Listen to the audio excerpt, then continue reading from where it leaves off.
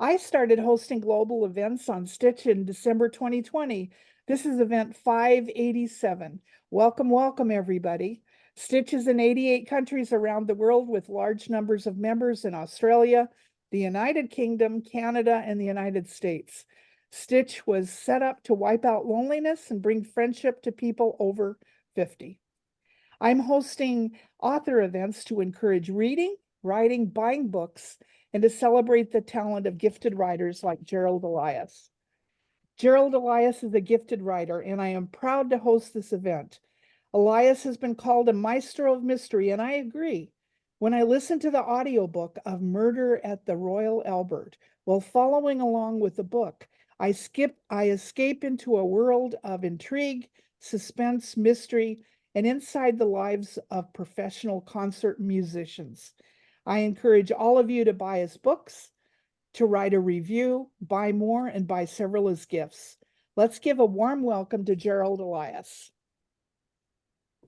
Well, thank you so much, Wendy. And before I get into discussing anything, I just want to thank you and thank Stitch for hosting this event. It's really wonderful being able to visit with people that I can actually see, whether it's in person or in Zoom. But I think it's wonderful to interact like this, and I really appreciate it. Wendy mentioned a little bit about my writing, but I thought it would be worth going to the backstory a little bit and telling you how I got into writing, because writing is actually my second career. My first career, which I continue to pursue, is as a classical musician. I was in the Boston Symphony as a violinist from 1975 through 88. Then in 1988, I became the associate concertmaster of the Utah Symphony, where I performed for 23 years. During that time, I had a string quartet. I did a lot of teaching, a lot of concertizing around the world. And, since then, I've been doing my own thing as a musician, giving concerts, giving recitals, playing chamber music, composing, conducting, you name it. I've been music director of the very popular Vivaldi by Candlelight series since 2004, continued to do that. But in 1997, I had a sabbatical leave from the Utah Symphony.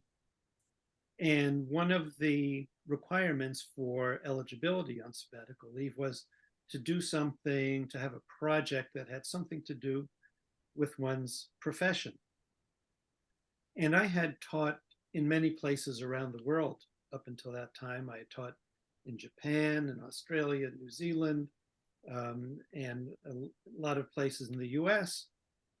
And I found that violin students kind of had universal challenges on how to play the violin, and other challenges like how to prepare for auditions, or how to find the right university to study at, or the right teacher, or the right violin, or how to deal with stress while performing, or how to avoid injuries while practicing, all kinds of side issues. And so I decided that on my sabbatical leave, I would write a book that talked about those challenges and how I felt they could be solved. So I spent the year writing that book. And during the course of writing it, I said to myself, you know what?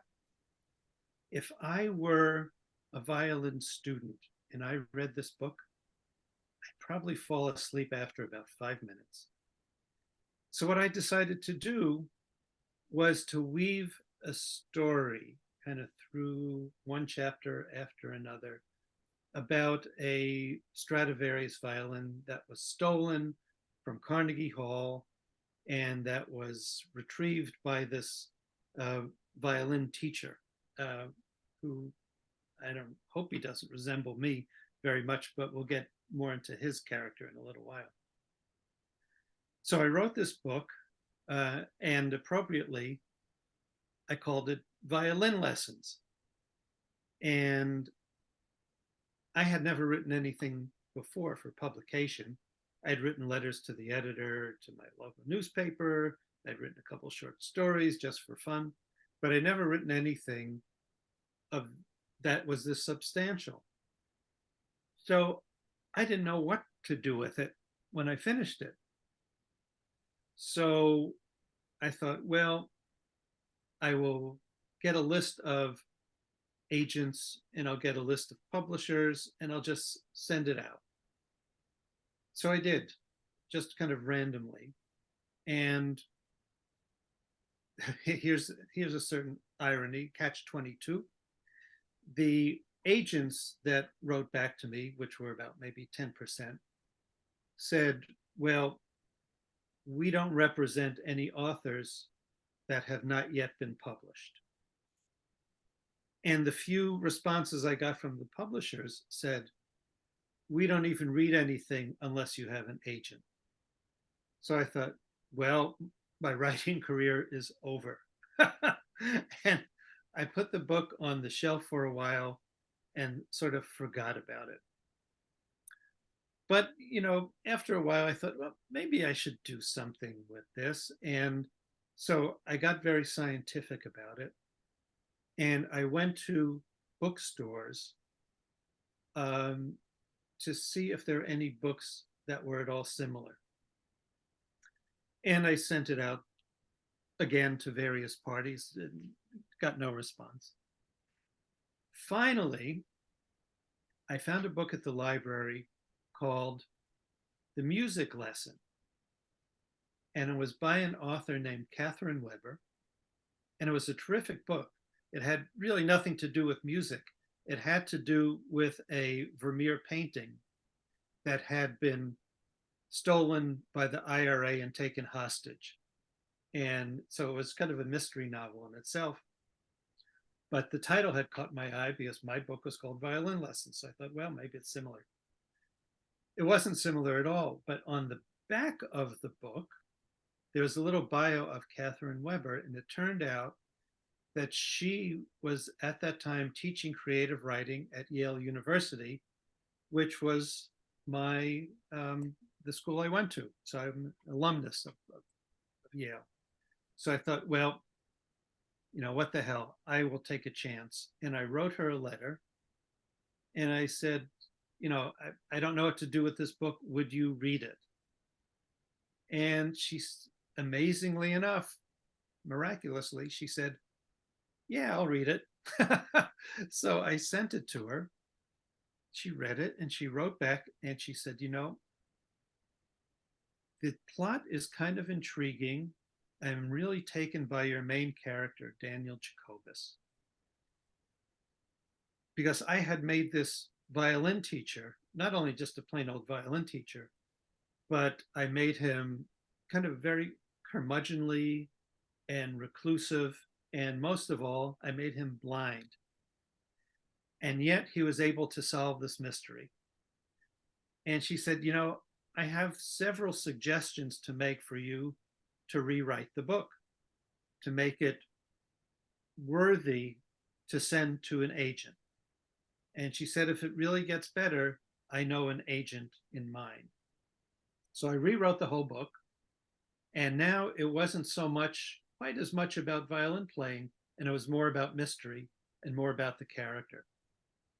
And I sent it back to her and she said, yeah, I think you've got something here. And she connected me with an agent in New York. The agency was called Writer's House, and the agent's name was Simon Lipscar. And the reason that she thought of Simon was that Simon was also a violinist. He had also gone to Yale. He'd also gone to Tanglewood, where I had been as a student for a couple of summers. So we had this kind of like intersecting career, but he had ultimately gone into literary agency. So he got the book and he read it and he said, I think this is pretty good here. But I think you're going to need to rewrite it. And he gave me a list of things I needed to do to rewrite it, to make it better before we sent it off to publishers. So I rewrote it again. And we worked on it together, finally to his satisfaction. And we sent it to maybe a dozen or two publishers. And they all came back rejecting it. At which point I thought, well, that's life. You know, you can't win everything. But Simon said to me, you know, Jerry, maybe I'm a little too close to this book because I'm a musician and I know what you're talking about. And maybe I'm not being objective. So I'm going to give your book to our mystery expert here at Writer's House. His name is Josh Getzler. And let's see what Josh has to say. I said, fine. What do I have to lose? You know, I had a full-time job. You know, it wasn't like I was trying to make a living writing books, but, you know, it was sort of an adventure. So we sent the book off to Josh. And the first thing Josh said to me was, Jerry, first thing we have to do is we have to lose that title. It's just not going anywhere. Violin lessons, too boring. So I thought about it. And one of the little incidental aspects of the book has to do with this violin sonata that was written in the 18th century by a composer named Giuseppe Tartini, which is called the Devil's Trill Sonata. And that sonata itself is based upon a story, which I'm going to tell you right now because it really influenced my decision about naming the book Devil's Trill. When Tartini was a young man and a budding virtuoso, he woke up one night in the middle of the night, and there sitting at the foot of his bed was the devil. And the devil said to Tartini, give me your violin. So Tartini, he really felt he had no choice. He handed the devil the violin, and the devil proceeded to play this unbelievably dazzling piece of music. And Tartini was just totally astonished. And when he woke up the next morning, of course, the devil wasn't there anymore, but Tartini tried to write it down, whatever he could remember from this vision of the devil at the foot of his bed. And actually, it turned out to be an amazing, amazing piece of music, probably the greatest thing that Tartini ever wrote. However, Tartini said what he wrote was nothing in comparison to what the devil had played. And if he didn't have to make a living playing the violin, he would have broken it in half. So anyway, I thought this story was so great, and I love playing the sonata. If you want to hear me playing it on YouTube, you can go to YouTube, and I've got a performance of it. But I thought about this story that Tartini told, and I thought, you know what? My book is not going to be just about a stolen violin. My book is now going to be about Daniel Jacobus seeing this violin as a metaphor for all the tragedies in his life. And it's going to become an accursed violin, and he's going to be obsessed with getting it back. In other words, Jacobus is confronting his own personal demons at the foot of his own metaphorical bed. And just by changing the title, it gave me a whole new sense of the structure of the book, and I rewrote it yet again. So at this point, Josh was happy, I was happy. We sent it off to a list of publishers, and they all came back negative again, yet again. We couldn't understand it, and I was about to give up. And Josh said, Jerry, let's not give up. I have another list. Let's try one more time. So we sent it out, another list. And a few months later, he called me back and he said, guess what? I said, what? He said, St. Martin's Press wants to publish Devil's Trill. And, you know, I could have jumped out of my seat. Couldn't believe it. I mean, I'd won auditions in the past, you know, for musical positions. And this was on that level. I mean, it was really, really exciting and unexpected. And he said, and you know what? I want you to think about something. Um, he said, I want you to think about something for a minute. I said, what do you want me to think about? He said, St. Martin's wants to know if you'd be willing to write a sequel, to make it a series. I said, yep, yep. I don't have to think about it. Yeah, I'd love to. So anyway, ultimately, Devil's Trill turned into a 2-book series, into a 4-book series, and into an 8-book series. And I thought, when St. Martin's decided to publish it, my work with that book was at an end. But no, it doesn't work that way, because a traditional publishing company like St. Martin's, they have their own editor. In fact, there is a sequence of 3 editors. So first I had to work with their project editor, because he had a whole list of things he wanted me to change. So I rewrote the book yet again. And then I had to work with what is it called? The production editor. And then there was one more editor involved, and each one went kind of through more and more filters until, what I was doing is making sure the quotation marks were correct, the hyphens were long enough, all that kind of stuff. But it really was an amazing process. From the time I started writing Devil's Trill till the time it was published was 12 years, from 1997 to 2009. Thereafter, each of my books has taken between a year and a year and a half to write. So even though I've never taken a course in creative writing or in writing of any kind, those 12 years were the best education I can imagine having gotten for a writer. Because not only did I learn how to write, which is a true craft, I learned what the business was like. And fortunately for me, when I started, I did not know what the business was like, because probably I would never even have started writing the book had I known how difficult it was to get something published. But that's the story of my first book.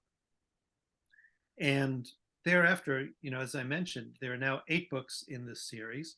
The most recent one is called Murder at the Royal Albert. But one of the things that I am extremely fortunate about is that I've been able to make a living as a musician, very, very comfortable living as a musician. I'm now more or less retired from full-time performing. I still perform on my own, conduct a bit here and there, but I don't have to worry about paying the rent by selling books, fortunately, because it's tough. And I think it's true of a lot of authors that they have, day jobs as well as following their passion with writing. But I feel especially fortunate because I can write whatever I want to write about. It doesn't have to be part of this Jacobus series. I can write about things that interest me. And I lived in Utah for over 30 years. We raised our kids there. I had a full-time job there, with the string quartet, with the symphony, at the university teaching. So it was a great life living in Salt Lake City, but we really fell in love with the Utah desert and camping in the desert and exploring all the incredible scenery and geographical wonders of Utah.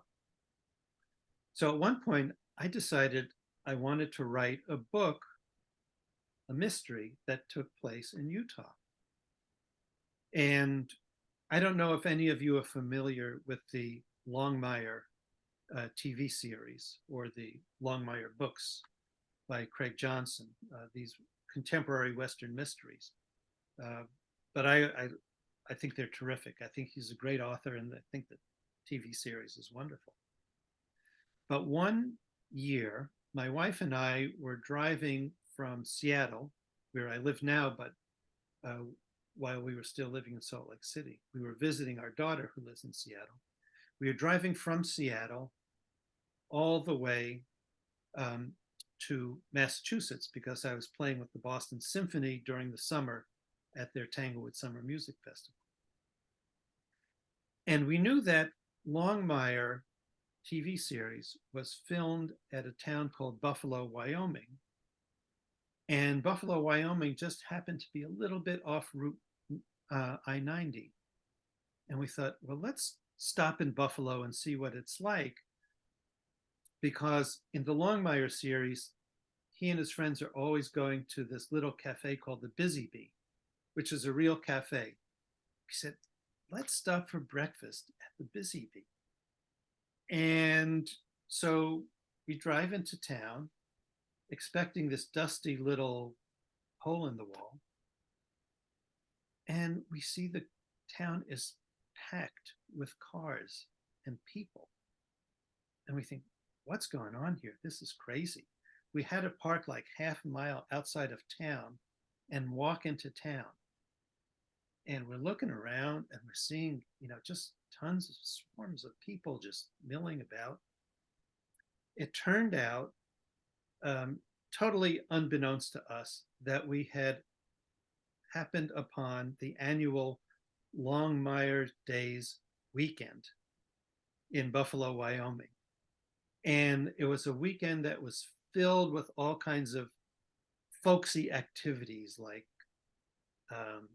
horseshoes and hoedown and a softball game between the cowboys and the Indians, and dances and everything.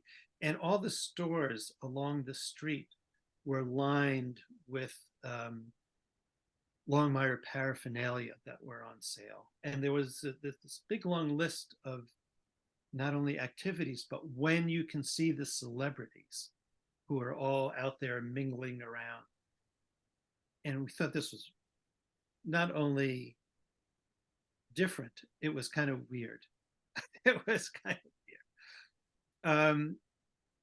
And we managed to get into the Busy Bee. We had to share a table with a few other folks because the place was packed. So we spent the morning there, and then we continued our drive out to Massachusetts. By the time we got to Massachusetts, I had the entire idea for my Western mystery in my head. And it was going to be about a small town in Utah out in the desert, kind of like Buffalo, Wyoming, which was celebrating a similar weekend of a popular Western mystery TV series called Roundtree Days. But the people who were there, the visitors, were such fanatics about this TV show that it blurred their sense of reality, and that they viewed the TV hero, who was a total doofus, as the real sheriff. So that when in this town there was a real case of arson and kidnapping and murder all on the same day, all these people, these tourists, looked towards this actor to solve the mystery, giving just a whole set of new headaches to the real law enforcer there, whose name is Jefferson Dance, who's trying to, solve all these mysteries. So the whole book is about the two of them kind of viewing themselves or viewing what's happening through their own lens. And I just had a real kick writing that book.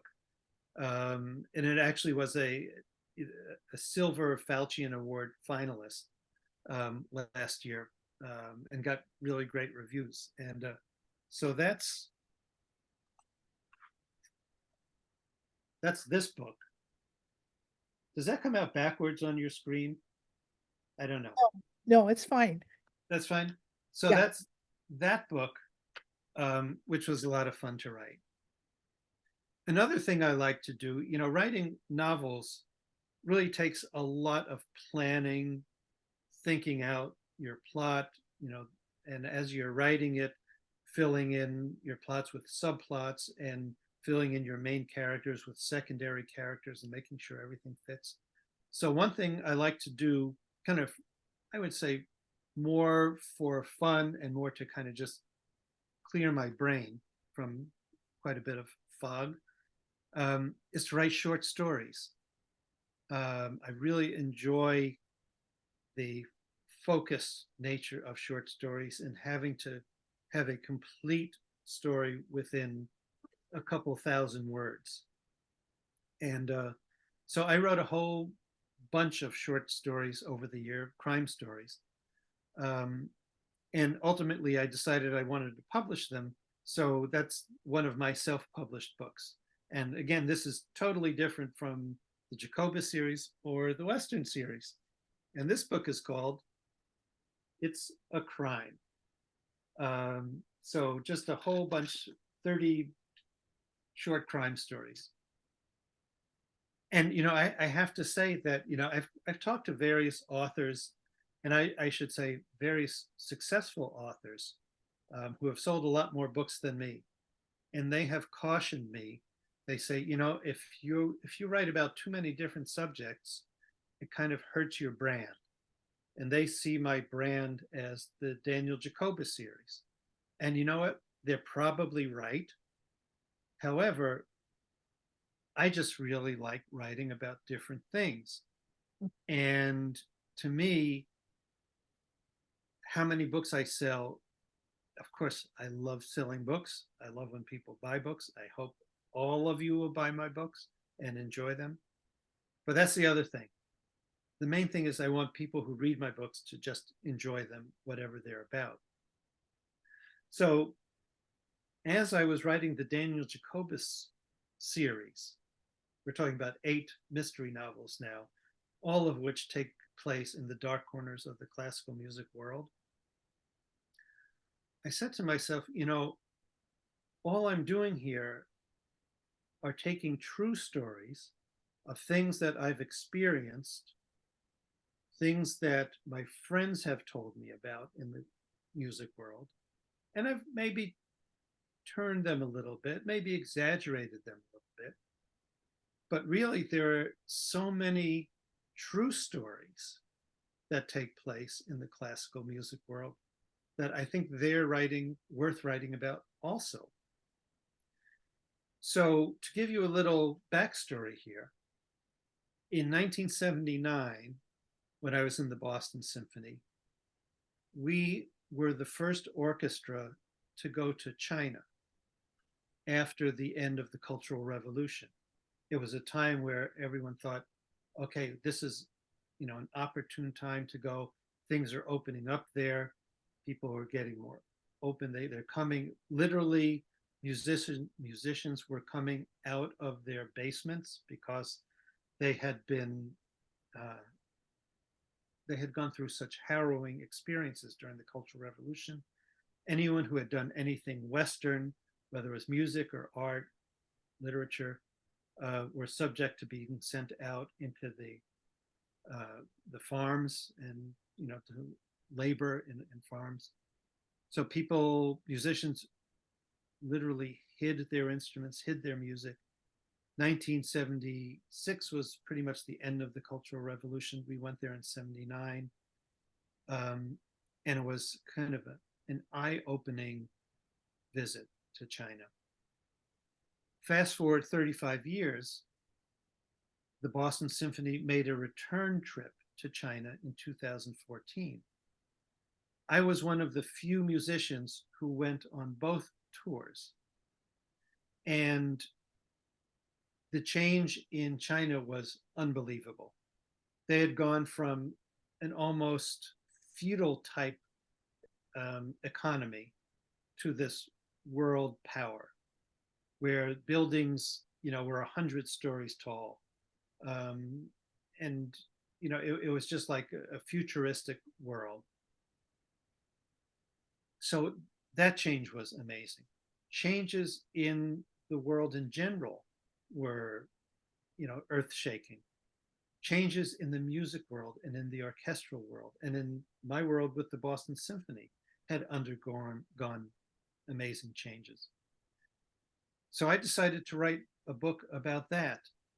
Um, it's sort of an interpretation of what life as a professional orchestral musician is like, set in the background of these two tours. Um, so that's total nonfiction, but it kind of reads like fiction. And I call that book Symphonies and Scorpions. And if you're not into mystery reading, but you love fiction, history, memoir, travelogue, I think you'd like that book as well. So I've written a whole range of different books. Um, and one of the kind of ancillary type projects that I've worked on with three of the Daniel Jacobus books are audiobooks.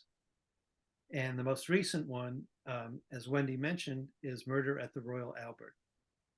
And I want to tell you what's special about them. I'm sure you've all listened to audiobooks before. I've listened to audiobooks and I enjoy them quite a bit, especially when I'm on cross-country drives or it's a rainy afternoon and I just want to sit around the house and relax.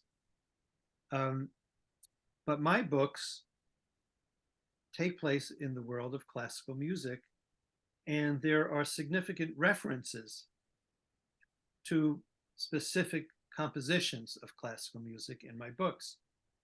Now, let me assure you that you don't need to know a thing about classical music to enjoy the books. They're absolute traditional whodunits. And, you know, if you know about music, that's fine. If you don't know about music, that's fine too. They're entertaining, enjoyable books. But since there was reference to music in the books, I thought, wouldn't it be great to have that music in the audiobook? So several years ago, just by coincidence again, you know, the world is full of coincidences. I was giving a book talk in a little bookstore in West Stockbridge, Massachusetts, where we have a little cottage that we've had since the 1970s. And in the course of the book talk, I played a little violin that represented some of the music that was in the book. Well, after the book talk, this woman comes up to me and she says, "That was so wonderful. You should really think about making an audiobook with music in it." Yeah. And I said, "Yeah, and if pigs could fly." Because traditional audiobook publishers, they're not really interested in that kind of creative stuff. You know, they have a template for producing audiobooks, and it works very well for them. I don't deny that, and I don't begrudge them that at all. So I said, yeah, good luck. Thank you for the advice, blah, blah, blah. And she said, well, I just happen to be an audiobook producer. And I said, okay, let's have coffee. And she happened to live in Stockbridge, which was one town over. And she was just pretty much starting her new audiobook production company called Allison Larkin Presents. And so we sat down and talked about it, and she really was willing to take a chance on doing this audiobook. So one thing led to another. We raised the money to have it produced. And what's special about it, well, I mentioned one thing that's special about it, is that all the music that's in the audiobook is stuff that you read in the story. So it kind of enhances that. A second part of what's great about it is that it's not just, okay, read the chapter, here's the music. Read it. That sounds like kind of a textbook. We got an engineer, recording engineer, to weave the music into the narrative so that as Allison, or at that time, we had another narrator, Jim Frangione, was reading the book, the music, you'd start to hear the music under his voice. And when it got to the crucial moment, he would stop the narration and the music would come to the fore. and you'd hear it in full volume, and then it would start to dim again, and he would begin to read again. So throughout the book, you hear all this music woven into the fabric of the narrative, as if the people in the chapter are hearing it the same way. So that's the second thing that's great. The third thing that's great, in my humble opinion, is that most of the music you hear in the audiobooks, I'm either performing myself, or I'm conducting, or I'm in the orchestra. Um, so it was a real kick in the pants for me to be involved, not only in having written the book and helping to produce the book, but also performing the music in the book. The most recent one, Murder at the Royal Albert, is especially special because I don't know if any of you have ever been to Royal Albert Hall before in London, but it's unlike any other concert hall in the world. Um, it holds about twice as many people as any concert hall in the US, about 5,000 people indoors. And it's shaped like it's a big circle, big cylinder. And when you're inside it and you look up, it looks like you're looking up a half mile. There's so many tiers. It almost, and it's so colorful with the lights they have there, it almost feels like you're on the inside of a huge wedding cake. If you can picture that, that's kind of a crazy analogy, but that's what it kind of feels like. Another interesting thing about Royal Albert Hall is that on the floor of the hall, instead of having seats, it's just floor. And you have like up to 1,500 people standing on the floor during the concert. So this is a very, very unique place. And the musicians are kind of, I wouldn't say sequestered, but they have sort of this little pie shape of this circle on one side of the hall, and it's kind of tiered so that, you know, the violins are down at the bottom and higher and higher and higher until you get to the percussion and the brass at the very top. So that's a little bit different also. So I was with the Boston Symphony in 2016, 15, I should say, when we were performing at Royal Albert Hall. And the main piece on the program was Mahler's Sixth Symphony. In Mahler's Sixth Symphony, I don't know if you know the music of Mahler, but he's kind of neurotic, I would say, to begin with, very emotional music. But his Sixth Symphony is considered by many to be one of the most schizophrenic pieces of music ever written.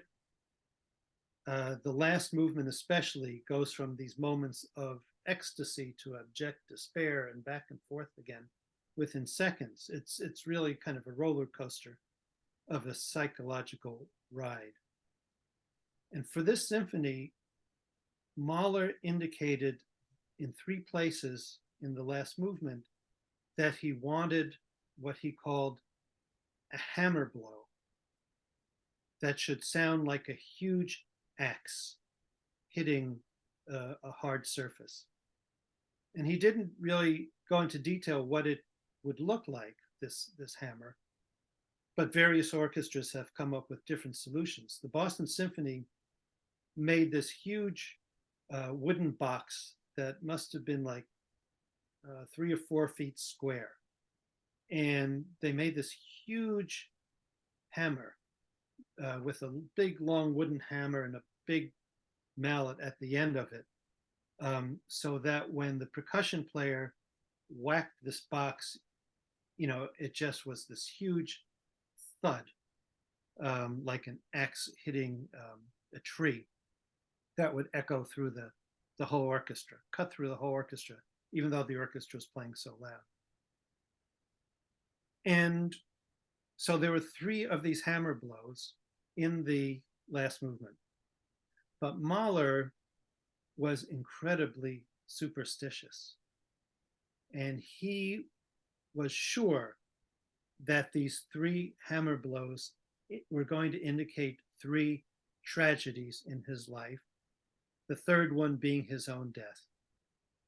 So he eliminated in the score the third hammer blow. Now, a lot of conductors, they go along with Mahler's ultimate decision to have only two hammer blows.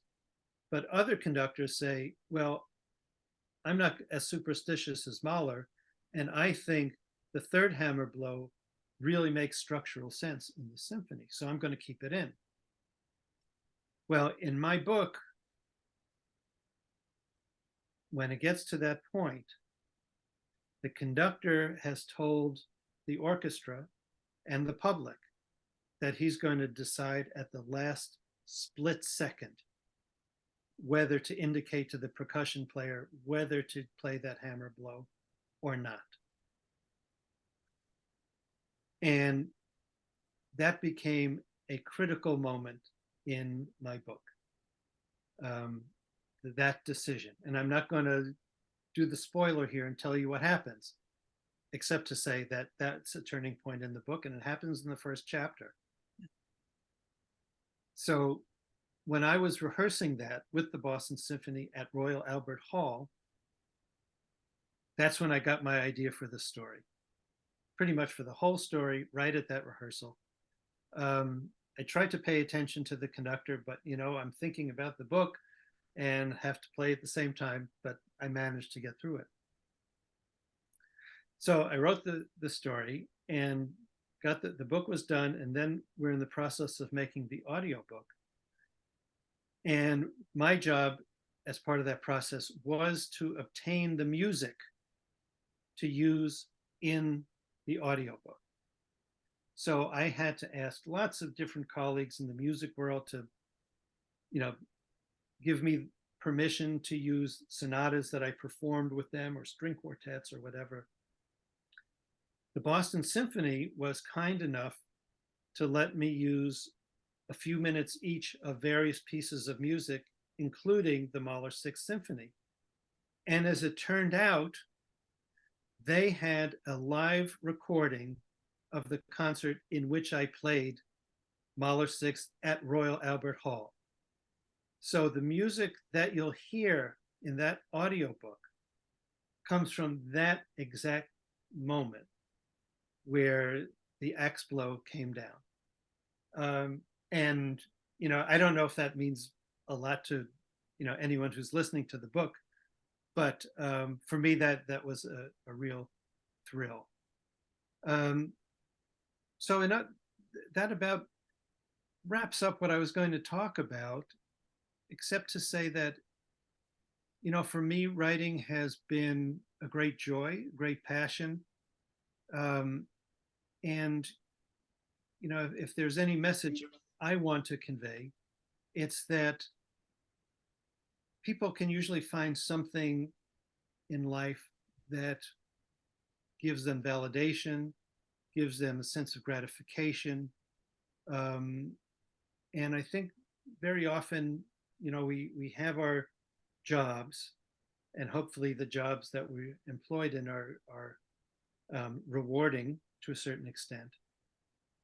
But I think we should always feel the freedom to try anything we want to try.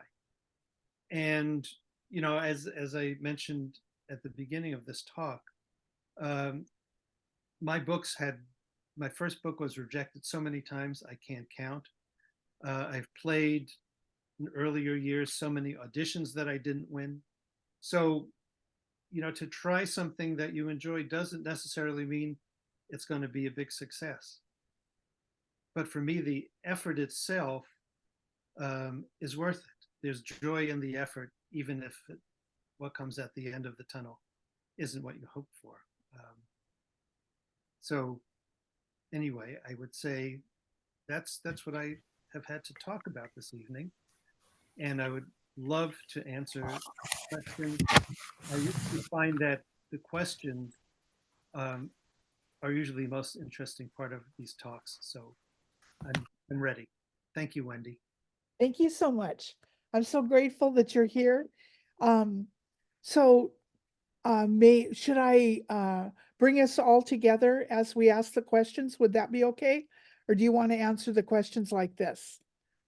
Um, it's fine with me either way. I think if we want to all see each other, that would be fine. Okay. So if you'll raise your hand or let me know uh, if you have a question for Gerald, that would be wonderful.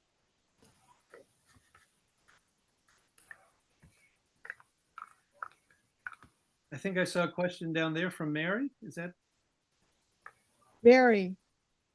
Oh, from Mary, you're here from Australia. So glad to see you. So glad you're here. Please unmute and we'd love to hear your question. Please introduce yourself and make a comment or ask a question. Glad to have you here, Mary.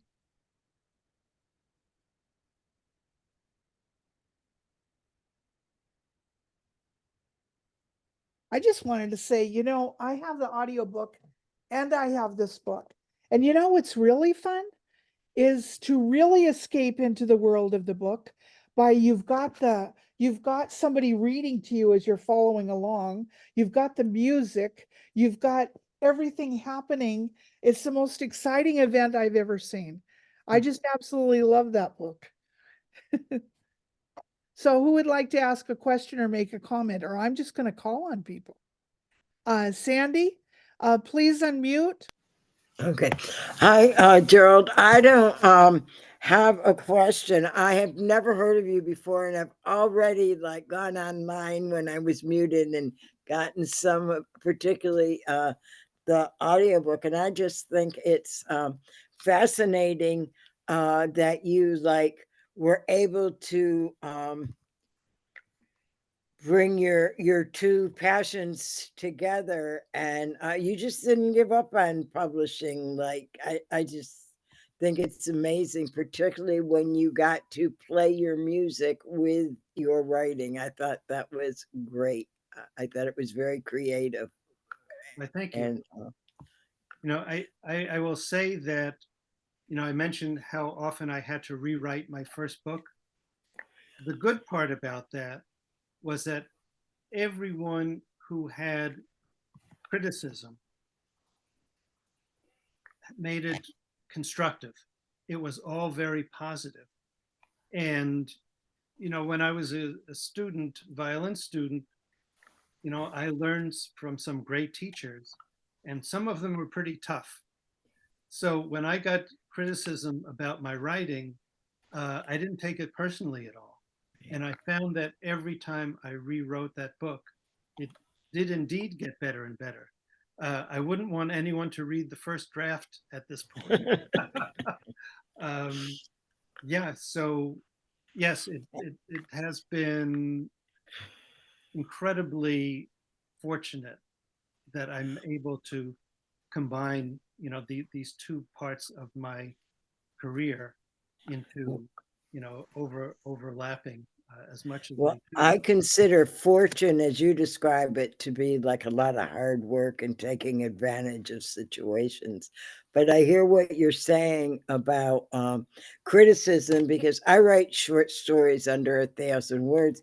And while I really don't have any desire particularly to publish them, but I tend to submit them often to this one contest simply because if you pay for the critique, they will take your writing and critique it and bring it back. And I feel like even though my type of writing is not what they look for in their contest, I get a great critique for Uh-huh. a really minimal price. That's great. That's great. Yeah, there are various flash fiction sites where you could submit short stories, 1,000 words or less. There are any number of mystery magazines or short fiction magazines and journals to submit your stories to. And I should say, I've talked about all these books I've had published. Um, I would say the majority of short stories that I have submitted to various publications have been rejected. Some of them have been accepted, and that's icing on the cake as far as I'm concerned. Last year, one of my short stories was published in a really, really popular anthology called Coolest American Stories 2023. And, that was one out of only 13 stories that was selected out of, hundreds that were submitted. So, when I do get something accepted by a publisher, I celebrate. I don't worry about the rejections because, as my wife tells me, rejection is character building. So, you can't get too upset. Well, Wendy is also in sales, and she probably hears a word no more than any other person, any other profession in the world, and just keeps going, waiting for the yes. Yeah. So I wanted to come next with Mary. Thank you so much, Sandy. Thank you You're so welcome. much.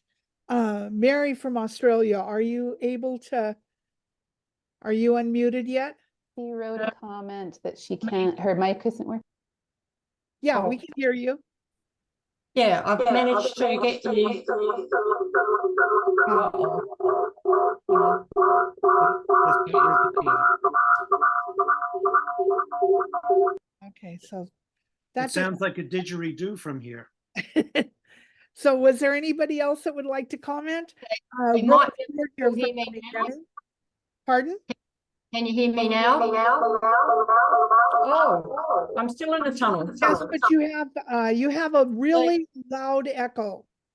Yeah. Oh, So I'm sorry, it's just not working out, but I'm so glad you're here, Mary. Well, maybe Mary can write her question in the chat. Yeah, write your question in the She chat. wrote that she didn't have a question. Okay, all right. Rose from Seattle, you've been here from the beginning. Please comment, introduce yourself, or ask a question. You need to unmute.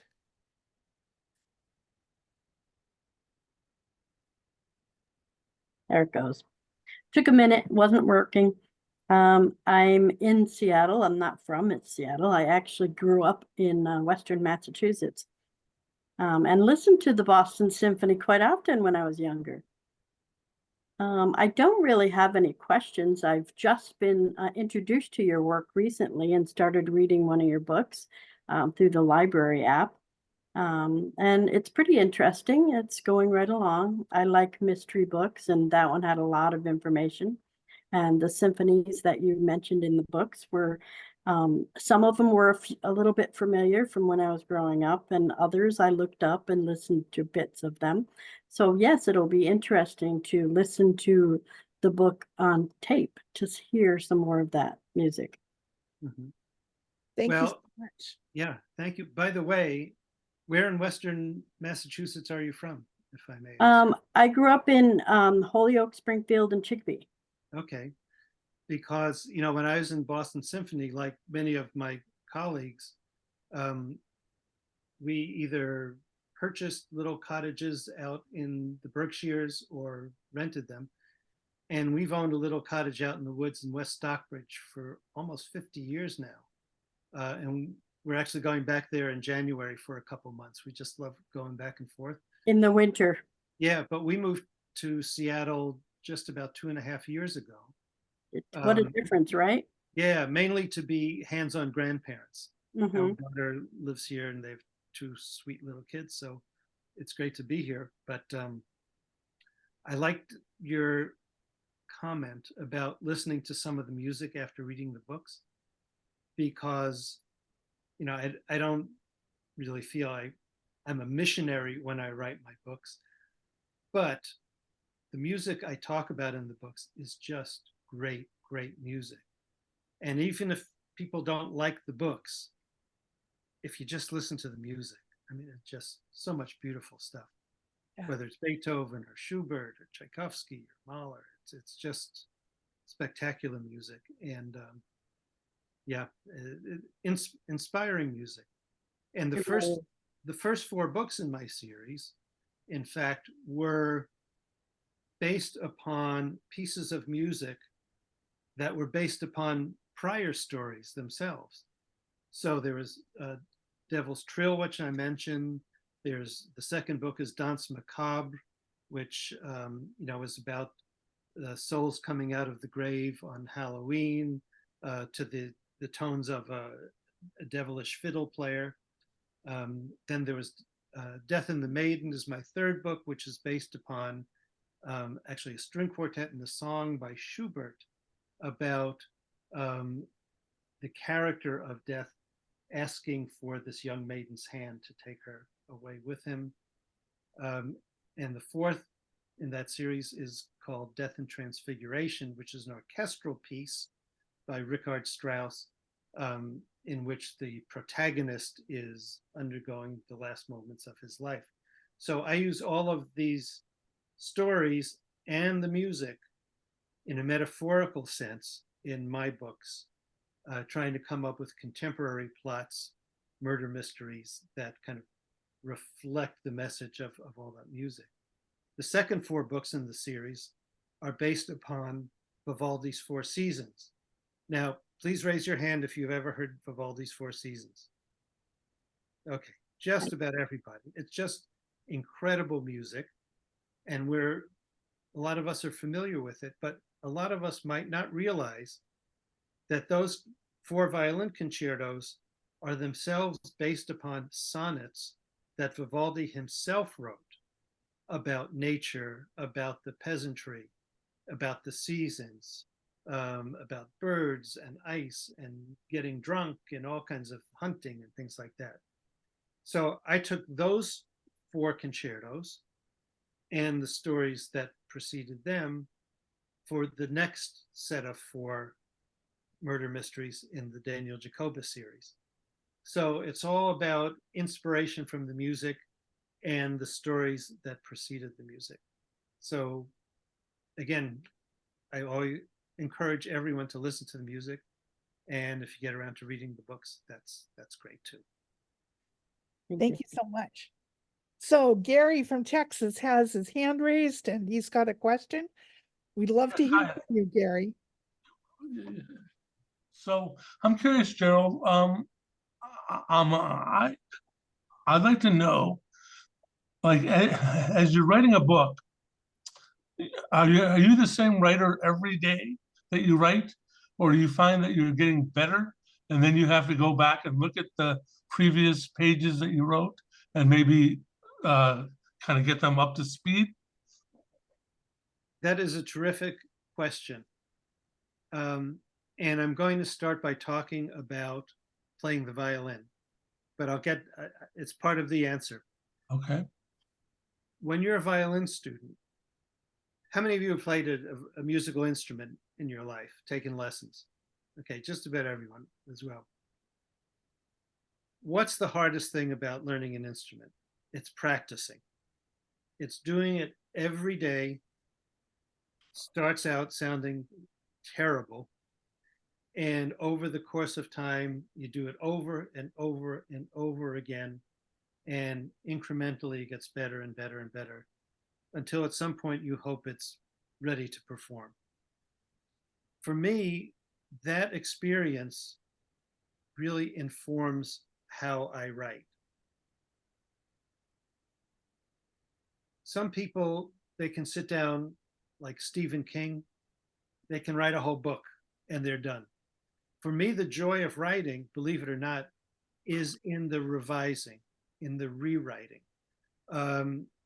Before I send a manuscript off to my publisher, I will have gone through every word, every chapter, every paragraph over and over and over again, trying to find just the right verb, the right adjective, the right description, the right dialogue, so that when I'm comfortable with it, I really think, okay, this is something that readers will enjoy reading. And then, as I mentioned before, that's not the end of the process. That's kind of like the middle of the process, because then you have to work with all the, the project editor, copy editor, the production editor, and really finely hone what you've already written. And if you're honest with yourself, chances are you can continue to make it better and better and better. Fortunately, with music and with writing, unlike visual art, you can always take something out of it if you've gone too far. You know, if the words you decide, if you edited, you don't like them, you can take them out. But if you're painting something and you put on a splash of blue here and you think, uh-oh, I screwed up, you can't do as much with it. So I feel a greater sense of liberty, perhaps, with rewriting, so that I don't feel that my first run through has to be anything like what it's ultimately going to look like. Does that help? Yeah, thank you. Sure. Thank you so much, Gary. Mira from California, Sacramento. Do you have any comments or questions? I'd love to see you.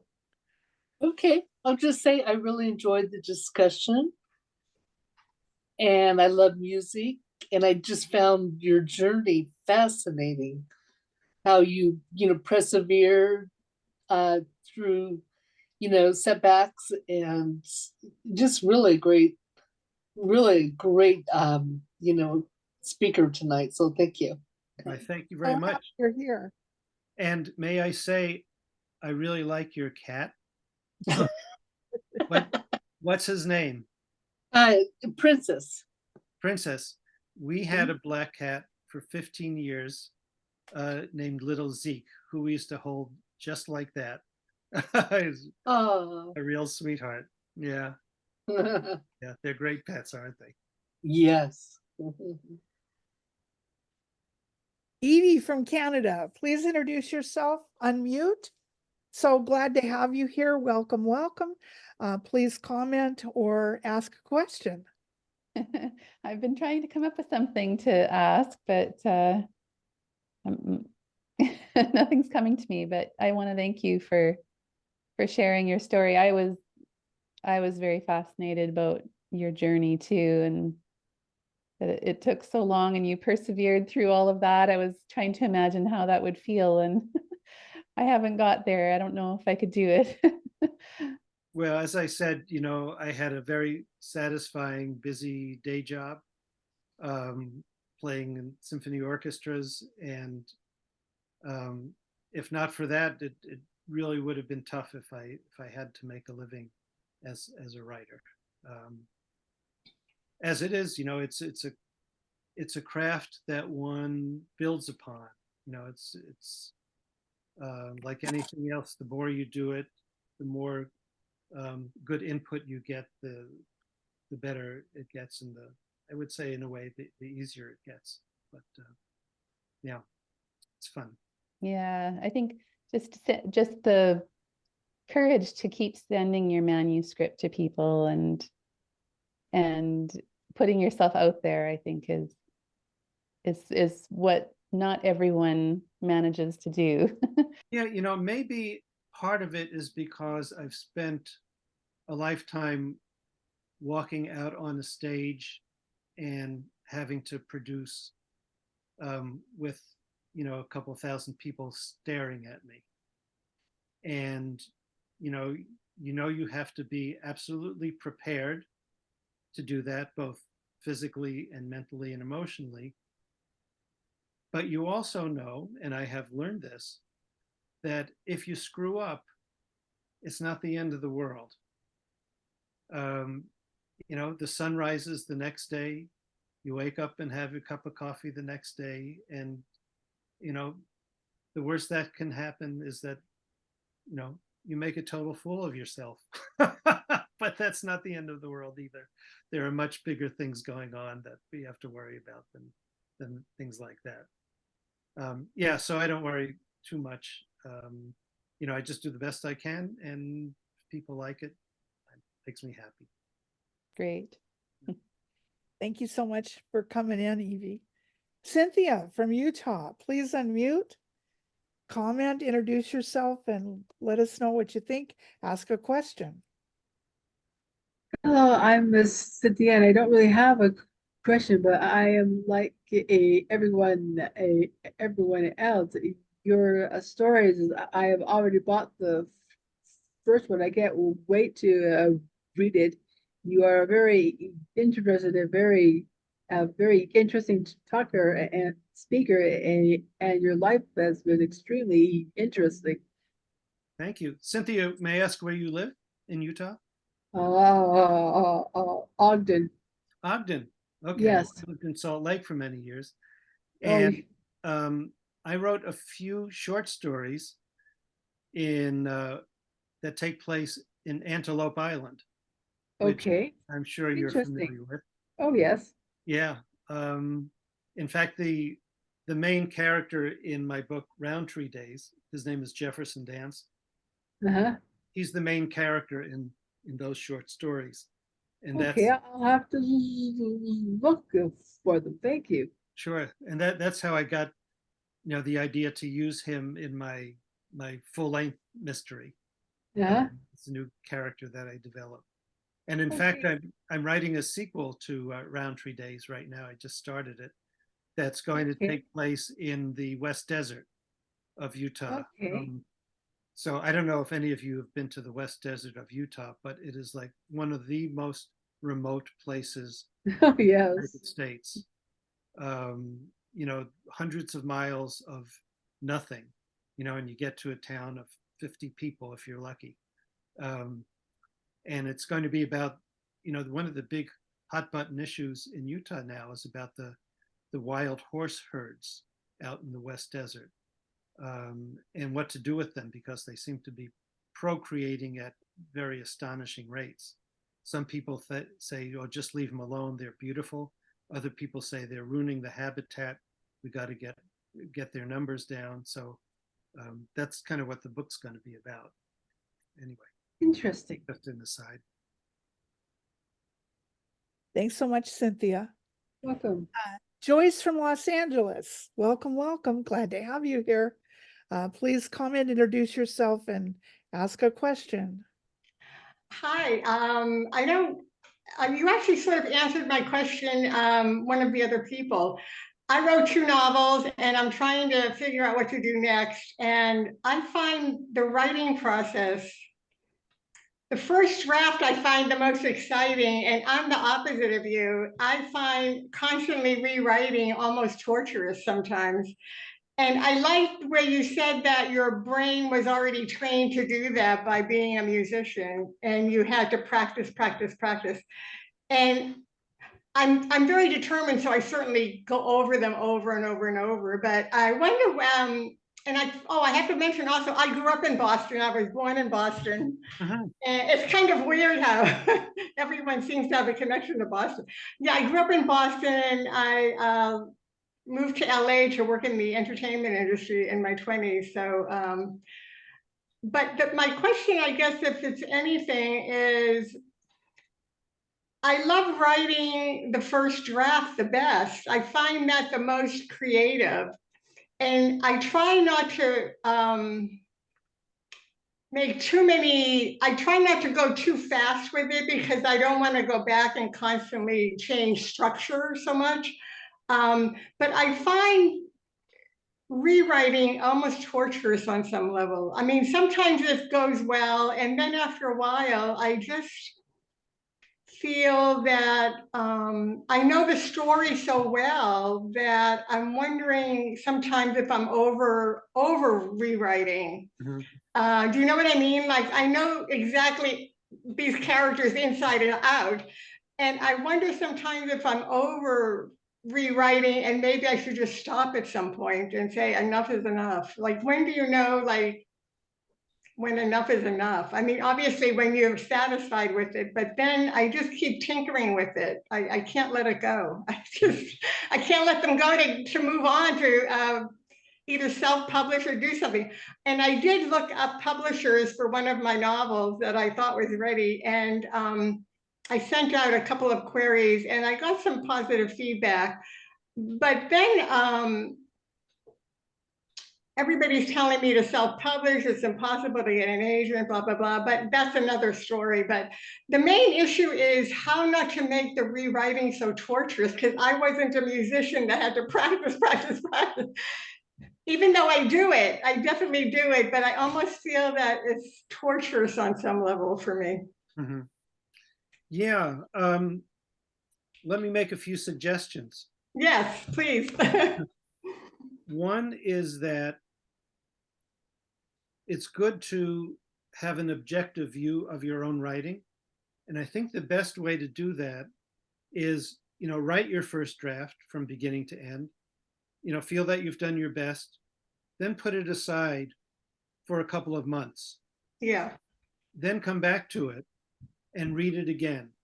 And usually, at least in my experience, I say to myself, I can't believe I wrote this. It really isn't very good. So I think that gives you a degree of objectivity. Another thing you can do, which you might want to do after that, if you've make some changes, is to give the book to people whose opinions you trust and respect, and have them read it and really give you an honest assessment of what they think, of what they think you might do better, what they think is really great about it. And that way you can kind of build from there without saying, putting everything under a microscope all the time, and just going, putting it through a meat grinder of rewriting. And then, after that process, I think that's when it would be worth sending a query to an agent or a publisher. And I would suggest finding, if you want to go to an agent first, which is what I would recommend, do some research and find agents that have been successful at representing the kind of book that you write, so that they take a real interest in it and not just slough you off. So that's kind of the direction I would suggest going. now I had another question about when I've read some, and they are complete. I mean, they're not like they're complete. I've been over them many times, and I used to belong in a writing group, so it was so much easier to get feedback. Mhm. But what I wanted to know is, I read so many people, authors that they do different things. Like some of them read the book out loud to themselves. Other people read it in the printed page, like they print the book out and read it that way. What do you do? At this, Or do you read it on the laptop or? I don't read it aloud. I do send my drafts off to various members of my family and a few trusted friends for their opinions, to my agent. And, I get their feedback.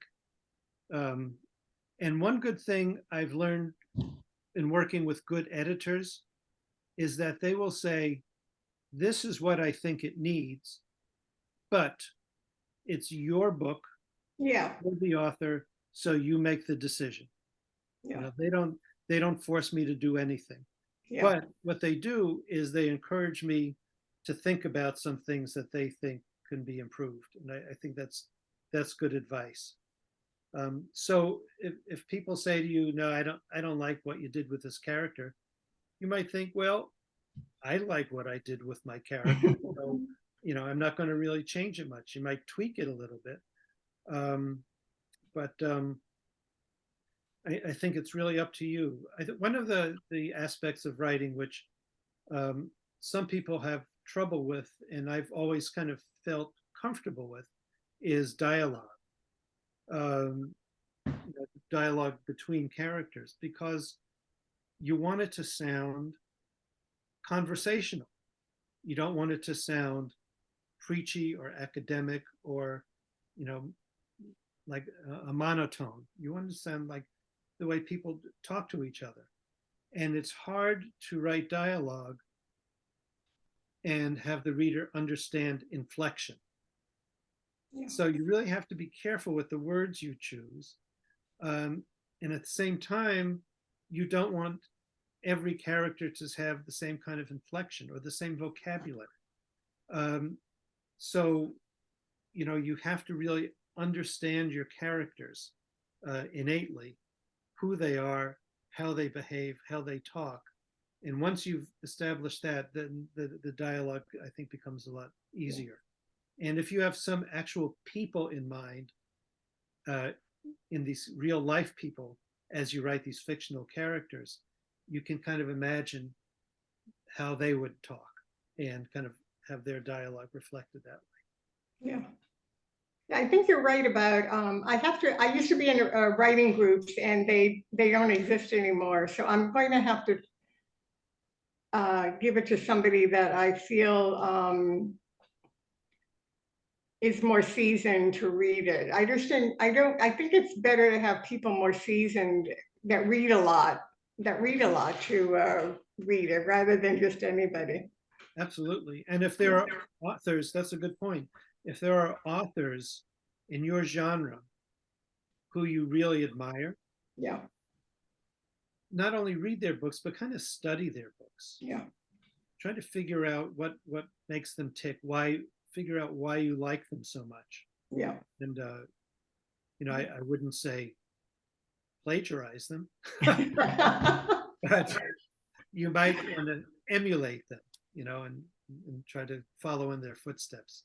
I mean, I have my favorite mystery authors, and one of the things I specifically do not do is I do not read their books as I'm writing my book, because, you know, their influence is so great that I end up kind of mimicking their style. And I don't want to do that. I just want to have a sense of how they write, you know, in the back of my mind. Yeah. And Yeah. not staring me right in the face. Yeah, exactly. In fact, yeah, I know what you mean. That could be easy to do, I think. Yeah. Subconsciously. Yeah. For sure. Thank you Thank you so much. Thank you so much. Mary from Pennsylvania, I would love to have you unmute and have you join the conversation. Please let us know your comments and questions if you have them. Well, I don't have any questions, but I do appreciate the journey that you've been on with both the music and the writing and how you melded them. I think that was wonderful. Well, thank you. And it's been a pleasure for me to share all of that with you. I hope it's been interesting for all of you. Thank you so much, Mary. Arlene, do you have a question? Please comment and let us know what you think. And please unmute. I don't know if she's frozen. Well, we're trying to unfreeze her. I should just It kind of looks like it. I should mention before I forget, I have a website if people would like to visit it. It's www.mysteriesandmusic.com. And you can read about the books, you can read about my music activities, upcoming events, things like that. Mysteries A-N-D or mysteries with a and sign? Mysteries A-N-D music. Oh, thank you. Yeah, it's in the event. It's in the intro Oh, of the event. So everything's in there. Also, what's in there is a YouTube video of Gerald playing the violin, which is really nice. Some of his books that he's written. So very happy to have all of you here. Thank you so much for joining us. And especially a big thank you to Gerald Elias for sharing his gifts and talents and all about his books and writing experience. Thank you so much, everyone, for coming. So grateful to have you here. Mary,